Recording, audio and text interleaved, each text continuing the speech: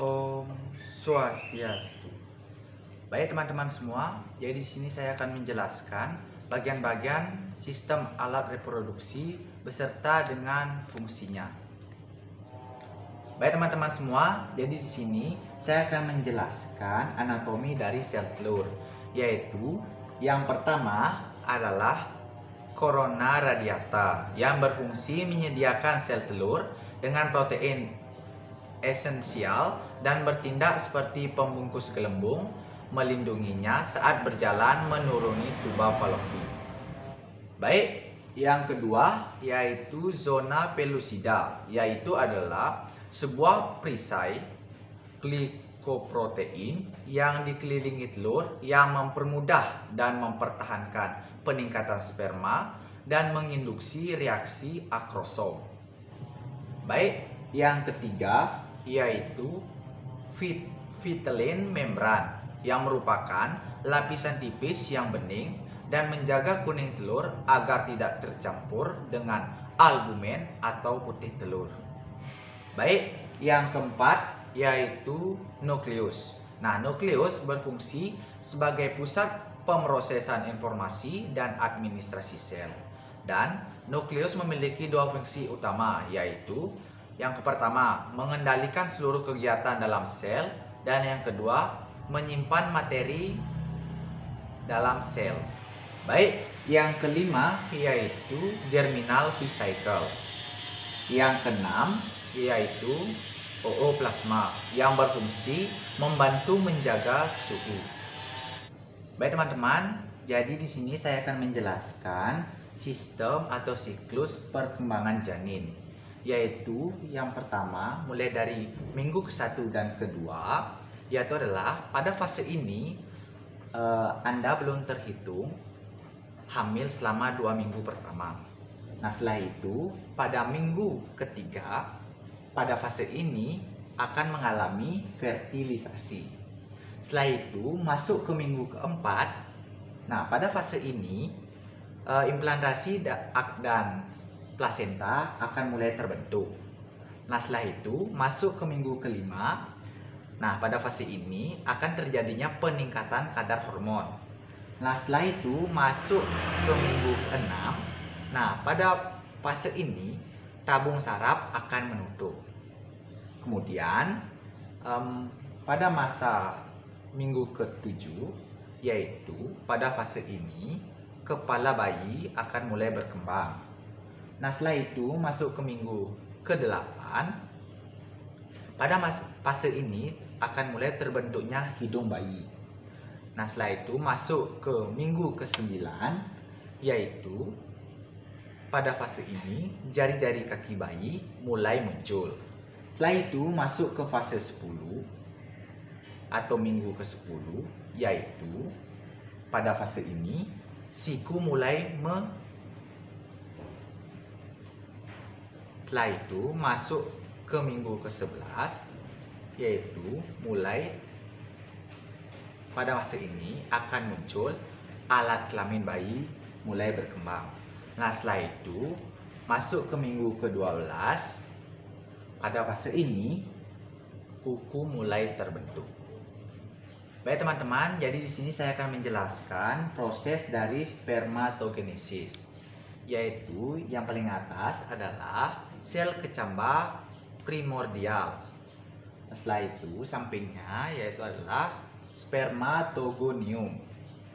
Nah, spermatogonium ini akan mengalami pembelahan mitosis yang kemudian menjadi spermatosit primer atau diploid dalam proses profase meiosis 1. Nah, setelah itu akan mengalami pembelahan meiosis pertama, kemudian menghasilkan spermatosit sekunder atau haploid. Kemudian akan mengalami pembelahan meiosis kedua.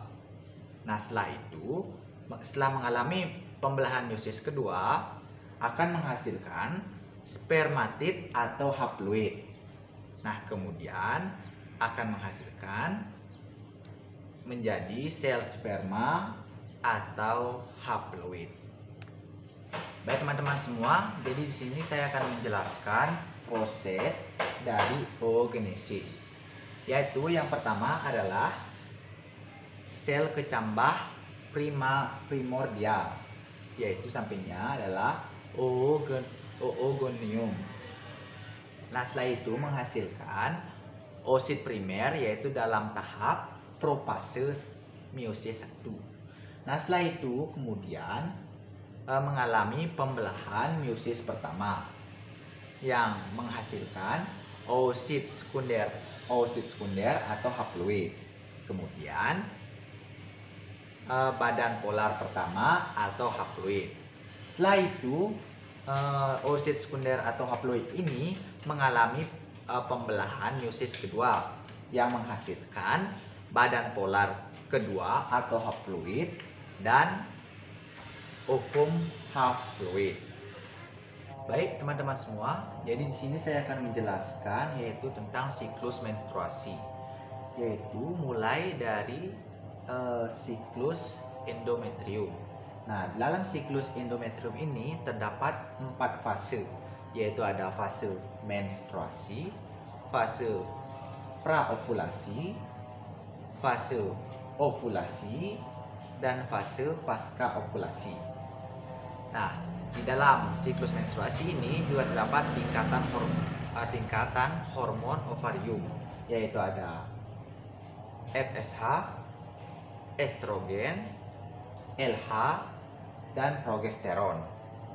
Nah, di dalam siklus menstruasi juga terdapat perkembangan folikel, yaitu mulai dari folikel primer, folikel sekunder, folikel ovulasi, dan corpus luteum. Nah, jadi sini saya akan menjelaskannya, yaitu mulai dari fase menstruasi. Nah, dalam fase menstruasi ini yaitu terdapat perkembangan folikel primer, yaitu mulai terbentuknya atau terpecahnya folikel primer. Nah, dalam tingkat hormonnya FSH naik,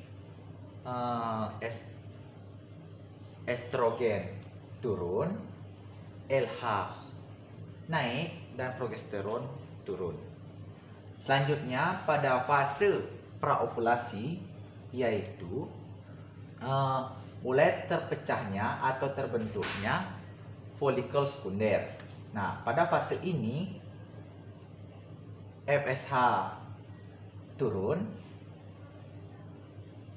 estrogen naik, LH turun, dan progesteron naik.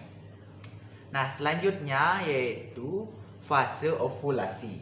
Nah, di dalam fase ovulasi ini yaitu mulai terpecahnya atau terbentuknya folikel ovulasi. Nah, pada tingkat hormonnya, pada tingkatnya yaitu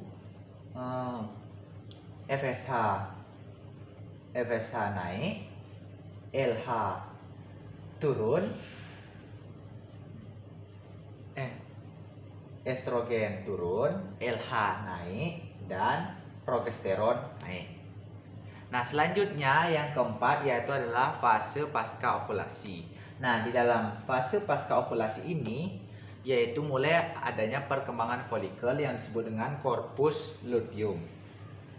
Nah, setelah itu adapun tingkat hormonnya, tingkat hormon ovarium, yaitu FSH naik, selanjutnya estrogen naik, selanjutnya LH turun, dan progesteron turun. Sekian dari penjelasan tentang sistem reproduksi. Jika ada salah kata maupun kalimat yang kurang berkenan, mohon dimaafkan. Akhir kata saya ucapkan terima kasih dan saya tutup dengan Paramasati. Om Santi Santi Santi.